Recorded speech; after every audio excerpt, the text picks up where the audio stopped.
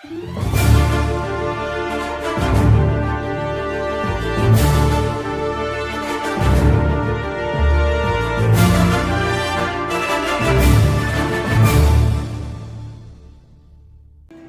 aí, quando Deus cria a terra, a Bíblia vai dizer, o Espírito pairava sobre a face das águas, e aí nós vamos ver o Espírito agindo a partir desse momento na terra, em nós, seres humanos.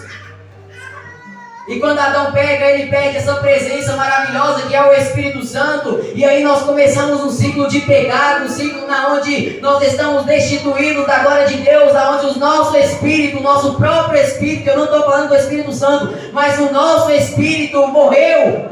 Nós não temos vida em nós mesmos. E aí Deus, para tentar consertar o erro que nós mesmos fizemos, nós seres humanos, Deus então, Ele cria uma lei para que nós possamos obedecer essas leis. Por um homem que é cheio do Espírito Santo, Ele fala, Moisés, Ele dá uma lei para que nós possamos obedecer essas leis e seguir os mandamentos dEle. Só que nem nisso mesmo nós conseguimos obedecer. O homem é falho, o homem é pecador, o homem está destituído da glória de Deus, e não há nada que o homem possa fazer para ser salvo, ainda que Deus deu a lei no Antigo Testamento. A salvação ainda se era pela fé, em crer na promessa de que Jesus Cristo vem. E aí o Espírito Santo no Antigo Testamento, ele vinha, e todos sabem disso, como poção, quando o Espírito Santo enchia e depois ele retornava para os céus. O Espírito Santo vinha, dava poder, dava autoridade e depois retornava. O Espírito Santo, ele não habitava em nós. Só que teve um momento que Deus viu um profeta na terra e disse a ele: e acontecerá que nos últimos dias derramarei do meu Espírito sobre toda a carne. Joel 2:28. A promessa de Deus era essa, enchermos do Espírito Santo. Só que quando Deus olha para nós, não há nada que nós possamos fazer para ser cheio. Ele olha e vê do lado seu Deus, Jesus Cristo. E Jesus Cristo, Ele veio para a terra. Ele encarna em corpo, matéria, para fazer sacrifício em nosso lugar, para expiação de nossos pecados, para que nós sejamos limpos. E depois que Jesus Cristo vem à terra, nós deixamos ali no capítulo 14 do livro de João, quando Jesus Cristo, ele começa a fazer promessas para os discípulos. Embora a promessa de ser cheio do Espírito Santo já estava no Antigo Testamento, nós vemos isso também no capítulo 14 do livro de João, quando Jesus está conversando com os seus discípulos. Ele começa a falar do reino de Deus. Ele diz: não turbem-se os vossos corações, credes em Deus, crede também em mim. Na casa de meu pai há muitas moradas, se não fosse assim, eu já teria dito, pois eu vou para o Pai, para que aonde eu estiver estejais vós também. Só que Jesus, ele diz que ele vai, mas ele também diz: eu enviarei outro Consolador. E eu olho para isso, eu começo a imaginar como os discípulos aceitaram isso. Como os discípulos aceitaram que Jesus subisse aos céus e ele ficasse, e Jesus Cristo diz: eu enviarei outro Consolador. Eu vou enviar outro Consolador. E eu lhe pergunto a você: você deixaria Jesus em corpo, matéria, aonde você pode tocar, vê-lo, aonde você pode beijá-lo, como João fez, deitar no peito dele? Você trocaria um Jesus que é corpo, matéria, por alguém que você não pode ver, por alguém que você não pode tocar? Mas tem uma coisa: você pode sentir essa presença. Você pode sentir a presença do Espírito Santo. E aí os discípulos olham, mas eu imagino os discípulos olhando e dizendo: mas como ele vai nos deixar e vai enviar alguém que nós não podemos ver? Como ele vai nos deixar e vai enviar alguém que a gente não pode tocar? Nós tocamos nele, nós podemos deitar no peito dele, beijá-lo, abraçá-lo. Nós podemos fazer isso, e agora ele vai para os céus e vai enviar outro Consolador. Você deixaria? Só que eu quero fazer uma reflexão aqui com você. Há muitas igrejas que o Espírito Santo é negligenciado. Há muitas igrejas que o Espírito Santo não é mais aceito. Tem igrejas que estão buscando outras coisas para satisfazer a igreja, para mudar a igreja, agradar a igrejas que estão fazendo de seus templos boates para poder agradar a carne do ser humano, mas não transforma a vida. Isso não transforma a vida. Isso não vai transformar almas. Vejamos o que Paul Washer disse: se nós usarmos métodos carnais para ganhar almas, nós vamos ter uma igreja carnal. Se nós usarmos métodos frios para ganhar almas, nós vamos ter uma igreja fria. Mas se nós usarmos métodos espirituais para ganhar almas, nós vamos ter uma igreja espiritual, cheia do Espírito Santo, cheia de unção, cheia de poder, cheia de jovens avivados. É porque tem igreja que pensa que avivamento é nós chegarmos na igreja, falar em línguas estranhas, pular, rodar e nos alegrar. Tem gente que pensa que é isso. Isso não é avivamento. Quer que eu fale para você o que é avivamento? Voltamos alguns séculos atrás, John Wesley, quando ele começou a orar com alguns jovens dentro da faculdade. Era apenas alguns jovens amigos dele, mas depois estava a faculdade inteira. E quando o zelador da escola começou a vigiar no recreio, não tinha ninguém rodando o pátio, estava todo mundo dentro da sala orando. Isso é avivamento.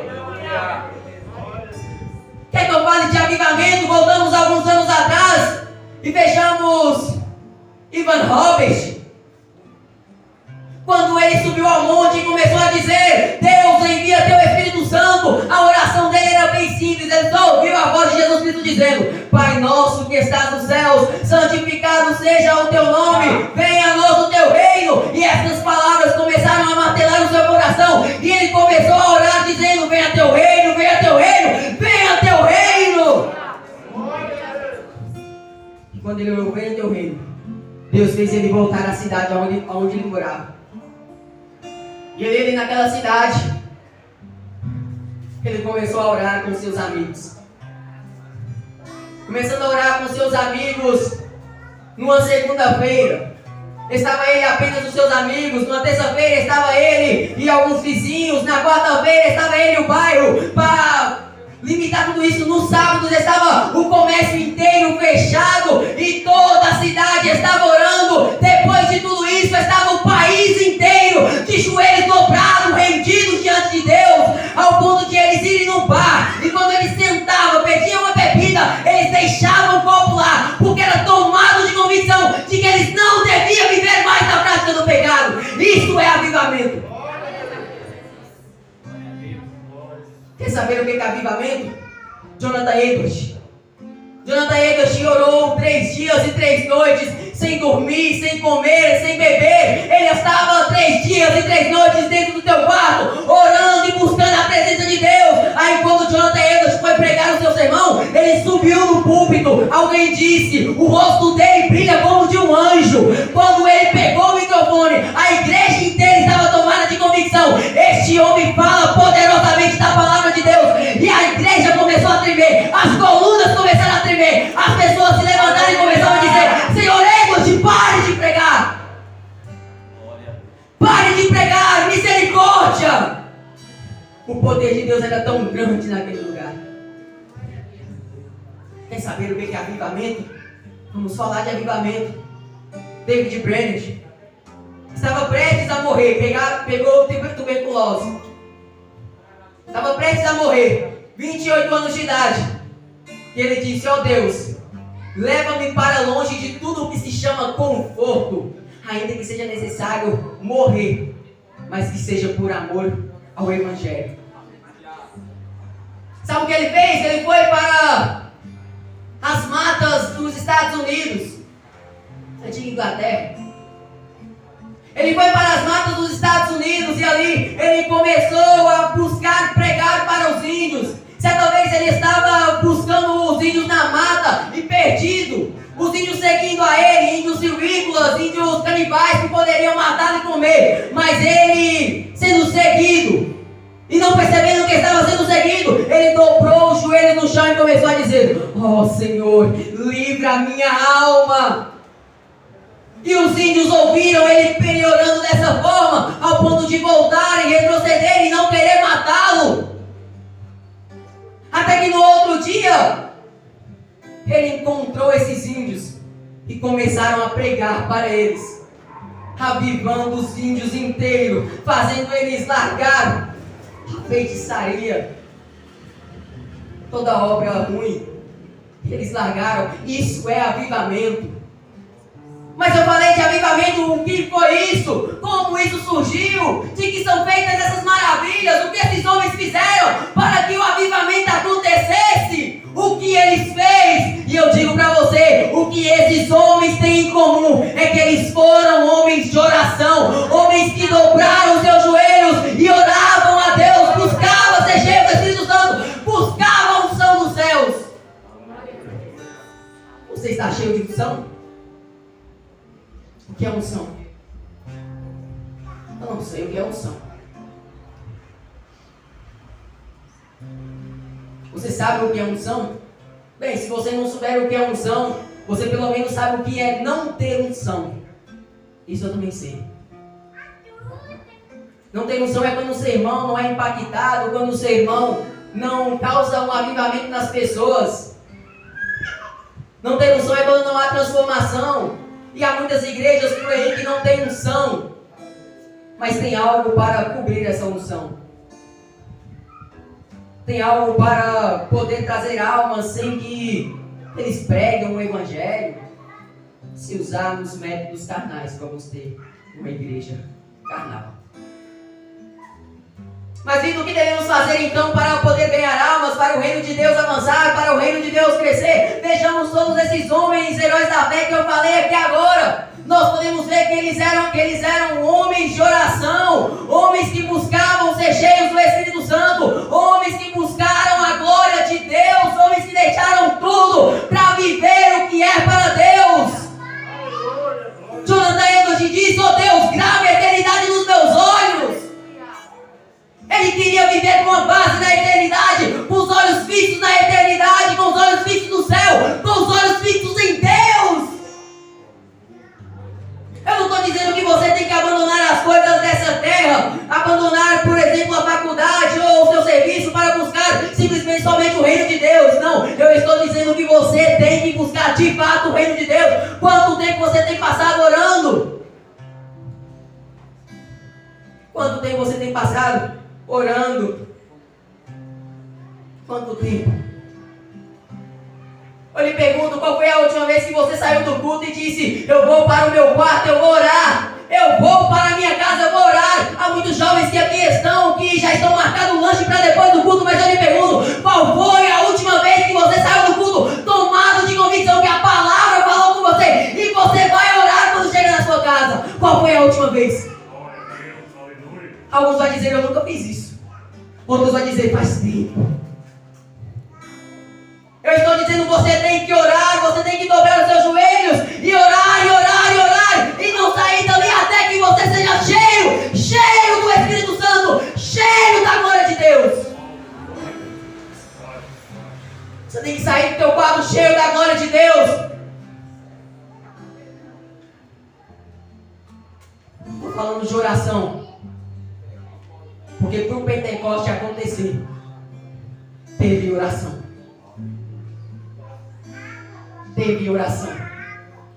Não há Pentecoste sem oração. Não há avivamento sem oração. Não há glória de Deus sem oração. Qual foi a última vez que você dobrou seus joelhos e orou cerca de 1 hora? Isso é o mínimo. Vejamos como quando os discípulos estão dormindo e Jesus volta até ele e diz: "Nem 1 hora podeis vigiar." Jesus está dizendo: "Nem 1 hora podeis vigiar." É o mínimo. E nós não oramos 1 hora. Não dobramos os joelhos 1 hora e dizemos: "Somos cheios do Espírito Santo." Tem pessoas que batem os seus peitos e dizem: "Eu sou cheio do Espírito Santo." Você é cheio mesmo?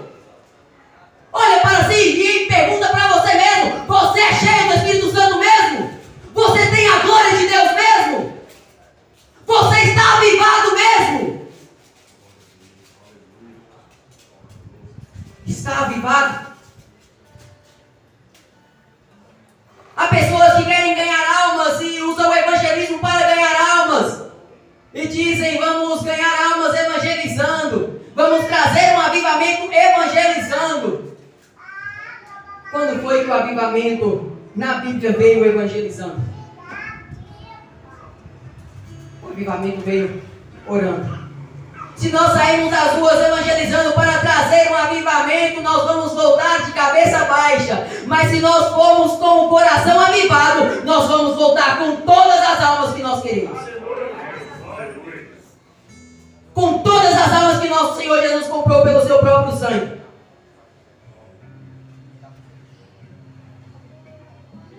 A chave dos céus é a oração. Vejamos que Jesus disse uma vez para Pedro que daria a Pedro a chave dos céus, mas depois Jesus diz para todos que daria a chave do céu, e tudo que ligares na terra será ligado nos céus. E nós temos essa chave, e eu apresento para você, se você não conhece ainda. A chave dos céus é a oração. A chave dos céus é o clamor. Quando nós louvamos a Deus, o céu se abre. O céu se abre. Ó, meu irmão, Jesus não disse para nós: em tudo que fizeres em meu nome, ou em tudo que dançares em meu nome, ou tudo que cantares em meu nome. Jesus não disse: todas as esmolas que deres em meu nome. Não, ele não disse. Ele disse: tudo que pedires em meu nome, crendo recebereis. A chave dos céus ainda é a oração. A chave para o céu se abrir e Deus derramar o teu Espírito ainda é a oração. A oração é a chave do céu. É por isso que muitos chegarão naquele dia dizendo: Senhor, Senhor, expulsamos demônios em teu nome, curamos em teu nome, temos esmolas em teu nome, louvamos em teu nome. E Jesus vai dizer: apartai-vos de mim, porque eu não vos conheço. Você é conhecido por Jesus? Você não vai ser reconhecido por Jesus lendo a palavra, não. Lendo a palavra você conhece Jesus. Você o conhece.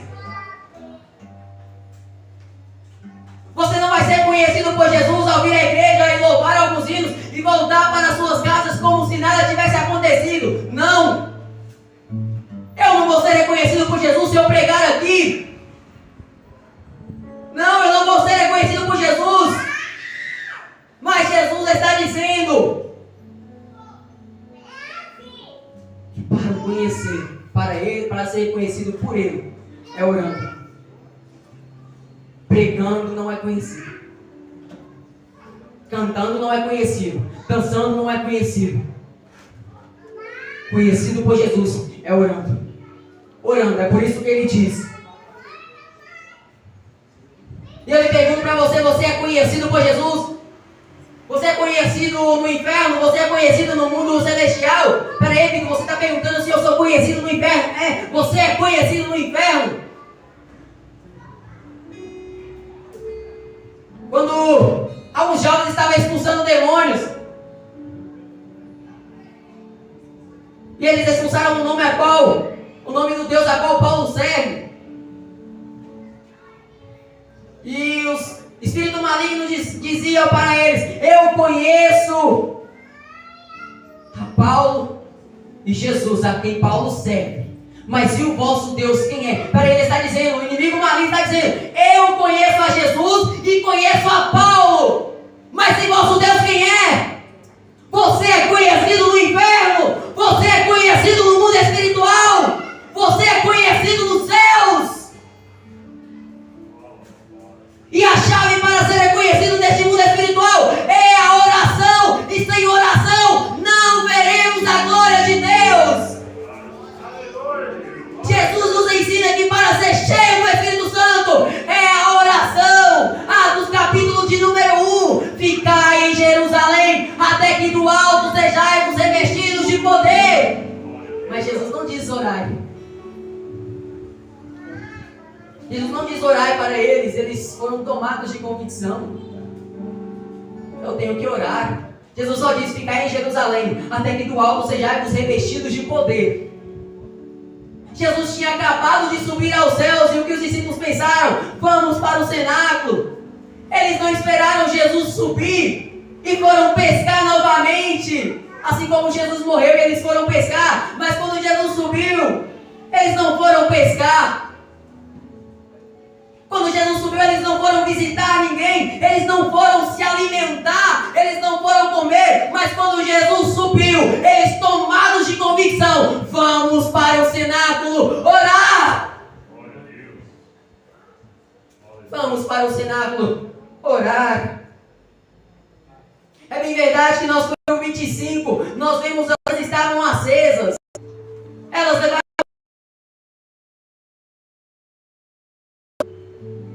E quando alguém anuncia, aí vem o noivo.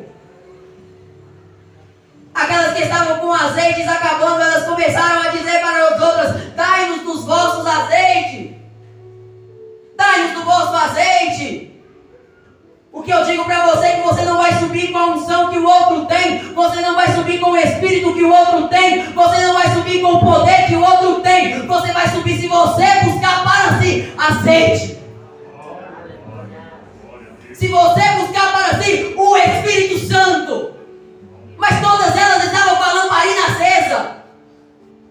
E é bem verdade que há pregadores por aí que não têm azeites reservados. Simplesmente tem as suas luzes brilhando. Tem luz brilhando, mas não tem azeite. Tem luz brilhando, mas não tem a glória de Deus em si. Não tem a unção de Deus. Quem são esses? Aqueles que sobem no púlpito para pregar e não oram. Aqueles que sobem no púlpito para pregar e não lê Bíblia. Aqueles que louvam aqui, mas não oram. Esses são os que têm a lâmpada brilhando, mas não tem azeite. E azeite se busca em oração. O azeite se busca em oração. E quando eles estavam nos cenáculos, após Jesus subir, eles foram para os cenáculos, tomados de convicção: vamos orar. Não precisou Jesus dizer: vamos para o cenáculo e ora. Jesus só disse: ficai em Jerusalém, até que do alto sejais você vestidos de poder. Agora imagina os discípulos orando. Imagina o primeiro dia, quando Jesus subiu e eles estão ali: venha o teu reino, venha teu reino, venha teu reino, ou orando a oração que Jesus nos ensinou: Pai nosso que estás no céu, santificado seja o teu nome. Eu não sei qual era a oração que eles oravam, mas contudo eles oravam pedindo o Espírito Santo, pois foi isso que Jesus ensinou a eles. Jesus ensinou a eles: vós sendo maus, não dá coisas ruins para vossos filhos. Quanto mais o vosso Pai Celestial, se vocês pedirem o Espírito Santo. Você tem pedido o Espírito Santo. Veja, jovem, olha para a sua vida. Você tem pedido o Espírito Santo. Você tem pedido a glória de Deus para si. E os discípulos reuniram. Primeiro dia eles estão orando, e o poder de Deus não veio. E detalhe, que quando Jesus estava subindo, 1 Coríntios capítulo de número 15 vai dizer que havia mais de 500 irmãos olhando Jesus subir. Mas quando chamaram para o cenáculo, tinha só 120. Só 120. Por quê? Não querem orar. Mas quando esses 120 foram para o cenáculo, primeiro dia orando, o Espírito não desceu. Segundo dia orando, o Espírito não desceu. Aí eu imagino eles pensando: vai descer no terceiro dia. E também não desceu o Espírito Santo no terceiro dia.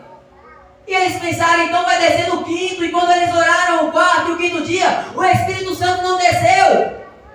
Aí eles devem ter tomado de convicção: então desce no sétimo.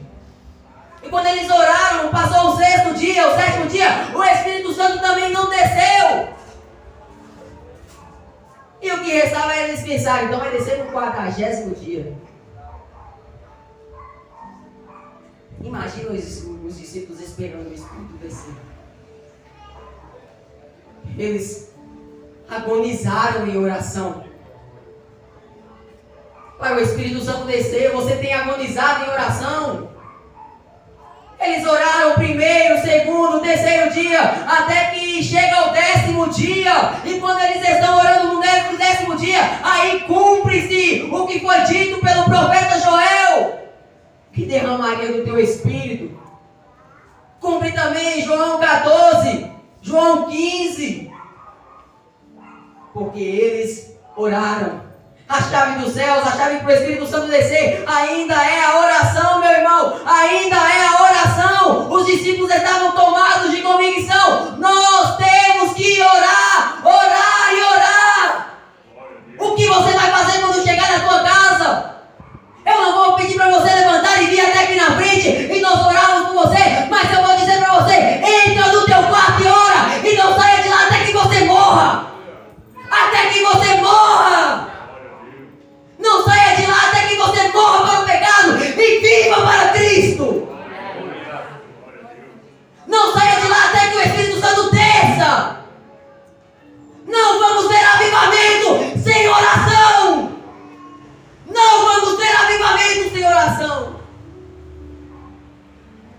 Você está tomado dessa convicção?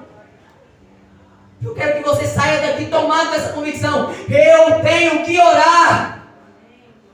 Veja, jovem, não saia daqui, vai para a lanchonete, mas saia daqui e vai orar.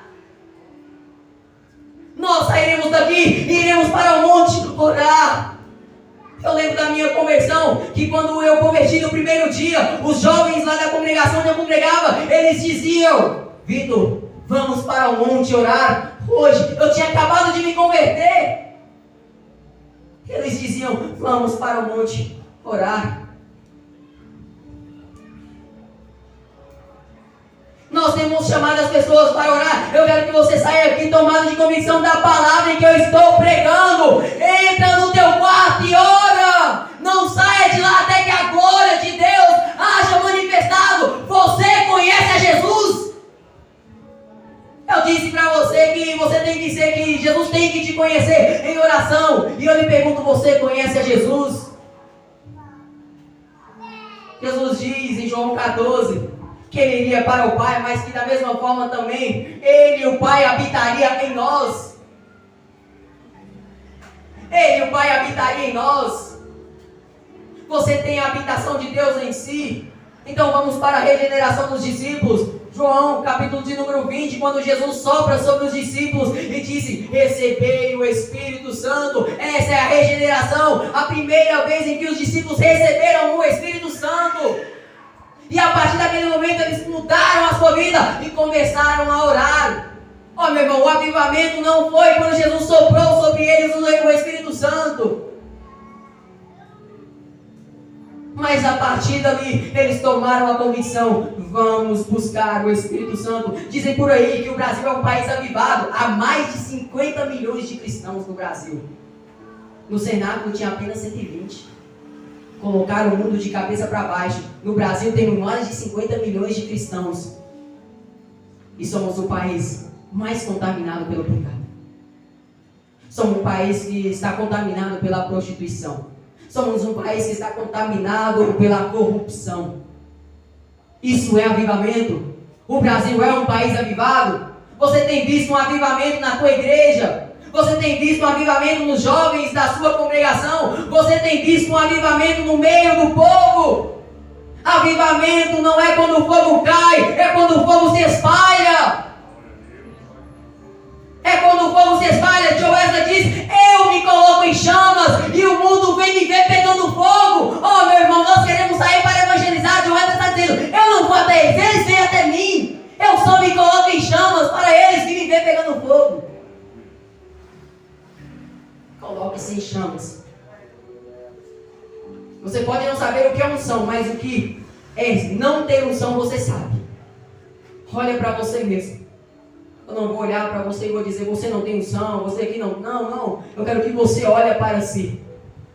E ainda que você olhe para si e pense: eu sou cheio do Espírito Santo, eu sou cheio da glória de Deus. Ainda assim eu lhe digo: Deus pode derramar tudo hoje nessa noite. Pode derramar teu Espírito Santo sobre toda a carne aqui nessa noite. Todo o poder dele nessa noite. Ainda derramando hoje, amanhã ele vai ter mais para derramar. Porque ele é um Deus infinito. Porque ele é um Deus cheio de glória. Ele não vai derramar tudo assim. Ele não vai se esgotar tudo derramando em nós nesta noite, porque amanhã ele vai ter mais. Amanhã ele vai ter mais poder para derramar. Você está tomado de convicção de que você vai chegar na tua casa e vai orar? Você está tomado de convicção que vai chegar na tua casa e vai louvar a Deus, vai clamar, vai rasgar a alma ali dizendo: Deus, tenha misericórdia de mim, envia teu Espírito Santo. Você está tomado dessa convicção: eu tenho que orar. E se tem alguém aqui que ora 2 horas por dia, 1 hora, 3 horas, seja lá quantas horas for, esses que oram assim, eles também são tomados de convicção que eles têm que orar mais. Quem ora tantas horas, eles creem que eles ainda têm que orar mais. Você está tomado de convicção? Cumprindo-se o dia de Pentecostes, estavam todos reunidos no mesmo lugar. De repente veio do céu um som como de um vento veemente, impetuoso, e encheu toda a casa onde estavam assentados. E foram vistas entre eles línguas repartidas como que de fogo, a qual pousaram sobre cada um. Você está cheio do Espírito Santo? Se nós olharmos para a declaração de fé das Assembleias de Deus, e se eu estou na Assembleia de Deus, eu vou falar isso aqui. A declaração das Assembleias de Deus diz que para um obreiro ser consagrado ao obreiro, ele tem que primeiro ter um bom testemunho perante Deus e a sociedade e a família. E outra coisa, ele tem que ser batizado no Espírito Santo, com evidência de línguas externas. Não sou eu que estou falando isso aqui não, estou falando da declaração de fé das Assembleias de Deus. Estou falando da raiz, da doutrina da Assembleia de Deus. Tem que ser batizado no Espírito Santo com evidências de línguas externas. Vemos isso? Há jovens por aí que, se você perguntar para ele, você é batizado no Espírito Santo, ele vai dizer com grande alegria, não, eu não sou. Há outros que, se nós perguntarmos, você é batizado com o Espírito Santo, e ele vai dizer de maneira normal, uma forma normal, não, eu não sou batizado com o Espírito Santo. Mas você quer saber quem é o jovem que está sedento de Deus? É aquele que você pergunta assim, você é batizado no Espírito Santo? Ele vai curvar a sua cabeça e vai dizer cheio de vergonha, não, eu não sou batizado com o Espírito Santo. Você tem buscado o batismo no Espírito Santo? Tem buscado o batismo no Espírito Santo? Vou encerrar aqui a minha mensagem, mas eu lhe faço uma pergunta. Vai chegar na tua casa e vai orar? Ou vai chegar na tua casa e vai para as redes sociais, vai resolver os seus problemas, vai resolver coisas do mundo, da terra? Ó, meu irmão, toda vez que você sair do culto, chega na tua casa e ora e diz, ó Deus, aquela palavra falou muito comigo. Aquela palavra falou muito ao meu coração. Aquela palavra, Deus, mexeu comigo. Eu estou tomado de convicção de que eu tenho que obedecer os teus mandamentos.